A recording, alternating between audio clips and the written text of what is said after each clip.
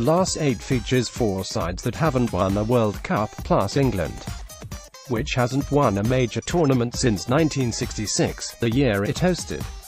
Here's what we know: at least one of Russia, Croatia, Sweden or England will play in the final at Luzhniki Stadium on July 15th. That alone adds intrigue. The question now, though, is which of these 8 sides have the best chance of reaching the semi-final stage of what has been a wildly entertaining tournament, Uruguay vs. France. Talking point: Uruguay's Edinson Cavani has been the most dynamic No.9 at this tournament, but a calf injury suffered in a 2-1 win over Portugal leaves his inclusion in doubt. The PSG striker's exclusion could tip the scales for France. Why Uruguay wins? I don't think they can if Cavani doesn't play. If he does, however, it provides Luis Suarez far more space to operate. The South Americans are obviously good enough up front, but it's the defensive pairing of Diego Godin and Jose Jimenez that has been as good as any centre-back tandem at this World Cup. While Uruguay might not possess the big names in midfield, it has big players in important positions. I wouldn't pick Uruguay to win this fixture, but I'd also find it difficult to bet against a side that shows up at every major tournament. Why France wins? We've yet to see the best of a French side that has everything trending in its favour. Les Bleus are healthy, they have a complete roster and have been in so many big moments since 2016, it just feels like they'll be more prepared for this occasion. The French are winning games despite the strikers, Olivier Giroud and Antoine Griezmann, hardly combining at this tournament. You get the feeling this France team hasn't come close to peaking. When you factor in Kylian Mbappe's form, you have to think France should get to the Final Four. Advantage: France. Brazil vs. Belgium. Talking point: Brazil's Neymar continues to be mocked for his incessant play acting. Yet he's also been Brazil's top player in back-to-back games. Makes you wonder what we'll be talking about after this one. Why Brazil wins? It's difficult, maybe impossible, to spot a weakness in a Brazilian team that probably has the most dynamic front 4 attackers in the tournament. Aside from Neymar, Willian has been one of the best wide players in Russian, while Philippe Coutinho is the best remaining attacking midfielder at this World Cup. We've yet to see the best from Gabriel Jesus in what was supposed to be his breakout tournament. But what I like most about this Brazilian team is its ability to defend. Centre-backs Miranda and Thiago Silva have been excellent, while Brazil's set defending has given almost nothing away at this tournament.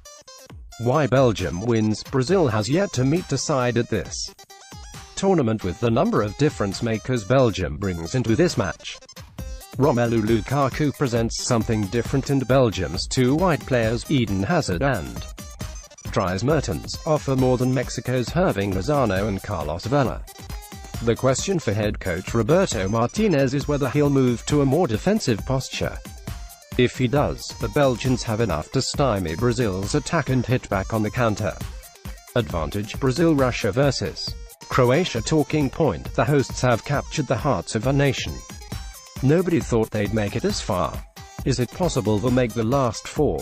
Why Russia wins? After watching Russia take down a naive and arrogant Spanish team, who's to say Russia can't beat anyone on this side of the bracket? What we know is this Russian side is more than willing to sit back in 2 blocks of 5 and grind for 90 minutes or more. Goalkeeper Igor Akinfeev is playing well enough to keep the hosts in games. And man-mountain striker Artem Dzyuba seems to be on the end of everything played into the box. The key for Russian coach Stanislav Cherchesov will be convincing his side. It needs to play the same way it did against Spain. That's just not good enough to go toe-to-toe with Croatia.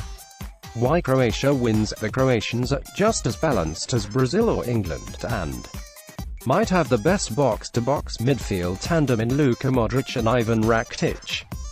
When you have 2 world-class players connecting things all over the park, you have a chance to go far. While I'd argue this Croatia team isn't on Brazil's or England's level right now, the structure coach Zlatko Dalic has implemented should see them reach a semi-final. Advantage: Croatisweden vs. England talking point is football coming home. Why Sweden wins. This Swedish team takes pride in its defending. It drops behind the ball better than anyone at this tournament and doesn't take chances in its own third. What's most notable about the Scandinavians is their insistence that mentality and mindset ultimately are what give them a chance in every game. The mindset is that our structure, our collective mentality, our belief can see us through any occasion. There's no reason not to believe them after watching them outclass the Netherlands, Italy, Germany and Mexico just to reach this point. The Swedes have a decent record against England.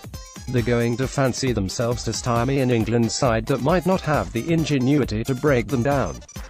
Why England wins. You get the feeling this is an England team that's not going to be as naive as Sweden's previous opponents. Coach Gareth Southgate isn't about to let that happen. Having watched England's momentous win over Colombia on Tuesday night in Moscow, it just seems like the Three Lions are completely engaged and peaking at the right time. England's back line has been impressive and Jordan Henderson's leadership, energy and engagement in midfield were noticeable from where I was sitting. This is the most well-prepared England team I've seen. And the Three Lions are battle-tested after an extremely hard-fought round of 16 fixture. Football might not be coming home, but it's going one more game after this. Advantage England.